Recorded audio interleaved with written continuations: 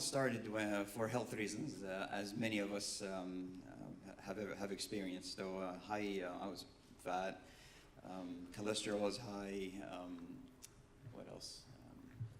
Blood pressure and stuff like that. So going to the hospital, going to the doctor and getting all the medication, it didn't seem right that I had to live my life off of medication. So we looked up what else I can do. Plant-based diet made sense. I tried that and it worked out, thankfully, very well. I was totally off the meds. Went back to the doctor and he said, continue the meds, your blood work is really, really well. Like, surprise. No, I'm not on your meds. Oh yeah, and he didn't, I think he still doesn't believe me. But that's how it started. And then obviously I learned a lot more of where our food comes from, how food is sourced, what happens to the animals in factory farming and everything. And then it morphed into from a plant-based diet to a vegan diet and a vegan lifestyle. And Thomas, what about you? Yeah, so I started as a very passionate and extremely naive 13-year-old who learned about deforestation of forests in Southeast Asia, home to orangutans and tigers and indigenous communities, and was horrified. And so I launched an online campaign that went global and became the highest ranking site on that issue in the world. And that was kind of my entry into the space. And from there, I worked across a variety of different areas. But it was, for me, this pursuit to alleviate suffering, basically, and advance the ethical progress of humanity. And so when I learned about our food system, I was horrified. I mean, in my mind, suffering is suffering. It doesn't matter whether it's a human or non-human animal that it's experiencing it. And so to have, just as an example, pigs who have the intellect of a 3-year-old human child, would we incarcerate 1 billion pigs 3-year-olds in these concrete and steel sheds where they can't turn around? Of course not. So whether it's animal welfare, whether it's environment or our oceans, food security, public health, I realized that this was an area that affected every single one of the issues that I ended up working across over the last 8 years, and that if I wanted to have maximum impact, which was my pursuit, I figured I have to focus my energy there. And if we can shift the dial here, it can have enormous ripple effects across some of the most important issues in the world. So from these personal realizations, you've both taken your passion to better the world, and you ended up in the food technology space, driving solutions for industrial livestock farming. So Thomas, perhaps explain to us the technologies themselves and their benefits, and how can animal products be created without using animals? So plant-based is basically, what makes meat meat? What makes it smell, taste, sizzle, look like meat? And the answer is a collection of amino acids and fats and trace minerals and water, all the same things that are found in the plant kingdom. And so entrepreneurs and food scientists have gone, well, how can we borrow different elements from different plant species, including those we haven't widely explored for food production before, and recreate that experience for consumers at equal or higher nutritional value and without the same impacts of conventional meat? Because at the end of the day, people don't eat meat because of how it's produced necessarily, from slaughter. In fact, a lot of people eat it in spite of that fact. They eat it because they enjoy the taste, it's convenient, it's affordable, and it's familiar as something that's culturally ingrained. And so plant-based meat satisfies those main drivers, but with an alternative not made from conventional meat.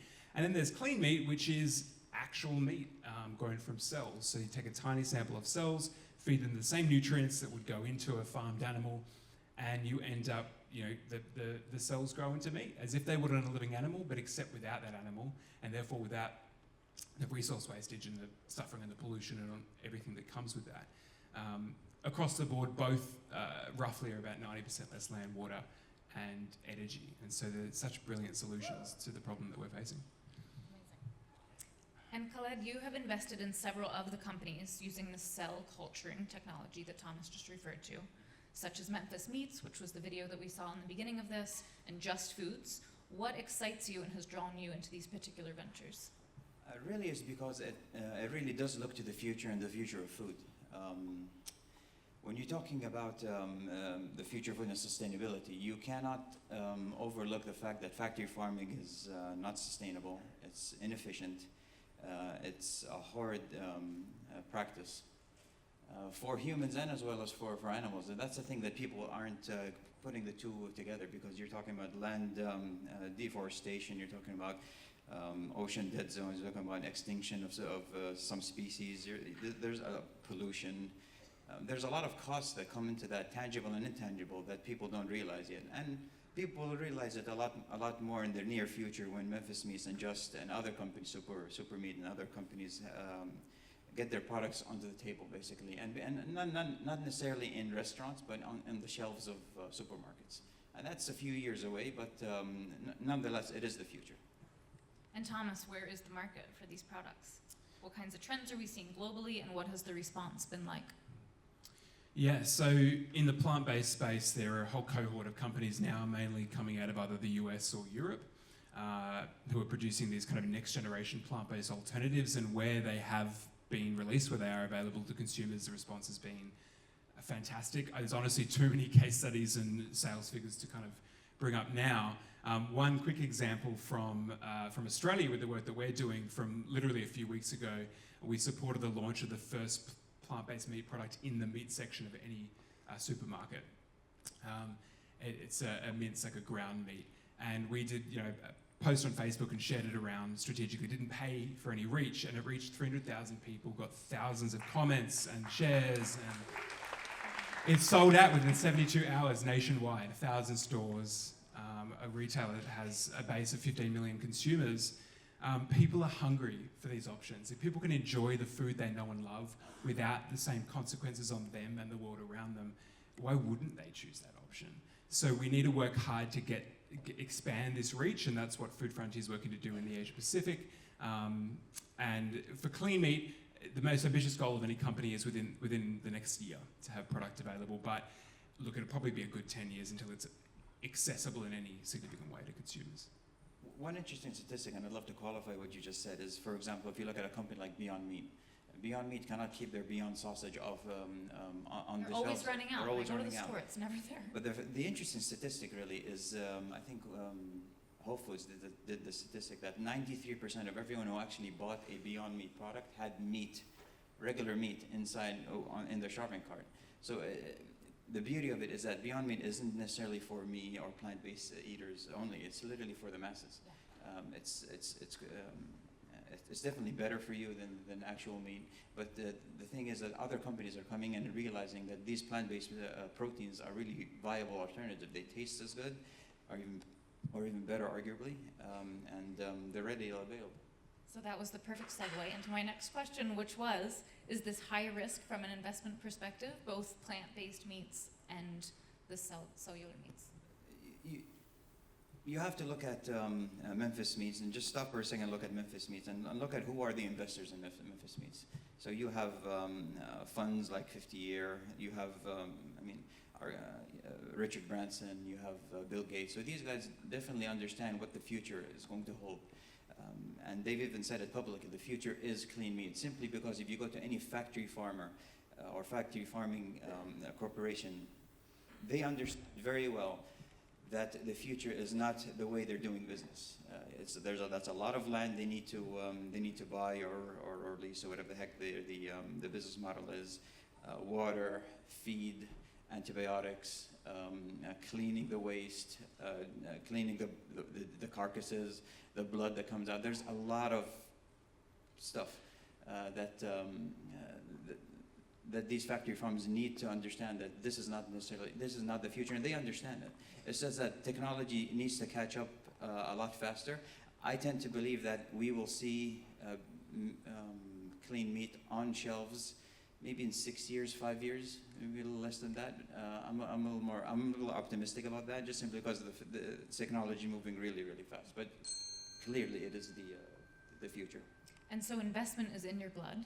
Your father, His Royal Highness Prince Alwaleed, is a world-renowned businessman and philanthropist who announced a few years ago, in 2016, that he would be donating his fortune to charity.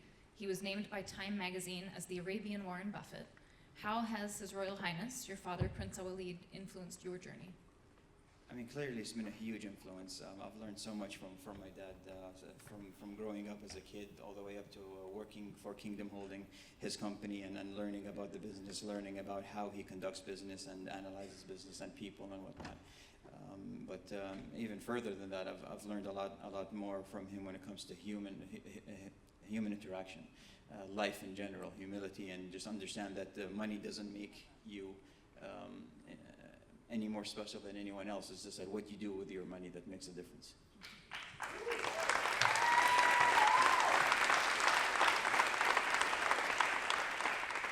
And Thomas, let's go back to you and talk about your work with Food Frontier. How is that accelerating these technologies? What's your key focus? Yeah, so I learned about this tech a couple of years ago in the US, was hugely excited by the potential, came back to Australia and realized that next to nothing was happening in the Asia-Pacific region, which is home to 60% of the world's population and has a meat consumption trajectory like this, which is terrifying, but also a huge opportunity. And having grown up in Australia, I knew that Australia, alongside our cousins over in New Zealand, are influencers within the Asia-Pacific food sector and have that kind of infrastructure and influence and intellectual capital that could be leveraged to influence the food agenda and help diversify protein supply in our region.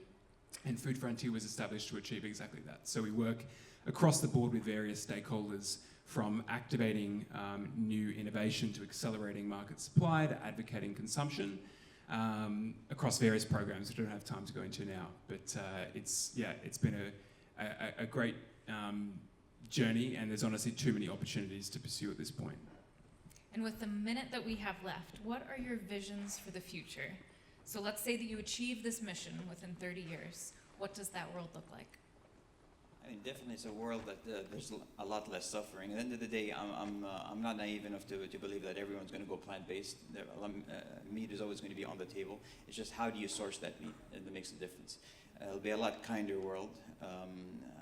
And a lot richer, to be honest, because at the end of the day, this technology isn't just for social impact. It's a viable business that will generate a lot of revenue for these companies. So I'm optimistic about it, and I'm optimistic about it because of clean meat. If it wasn't for clean meat or plant-based proteins, then it would be a little harder to swallow. And Thomas? Yeah, I think we can have a far more diversified protein supply where animal agriculture will become the niche. I think where it is still practiced, it will be kind of highest welfare. Is humane meat possible?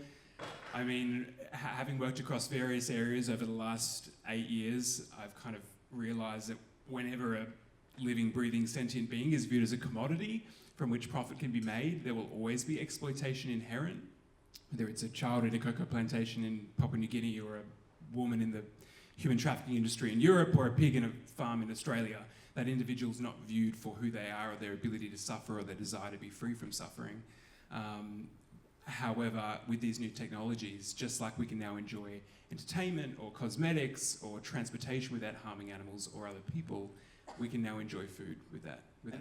And again, especially with cosmetics, because you wouldn't understand how much animals are used with cosmetic also. So about 95% of the cosmetics that people use, forget animal testing, that's another issue, but they have pig collagen in them. So we're investors, for example, in a company called Geltor. Geltor sources gelatin, or collagen rather, from seaweed, and seaweed.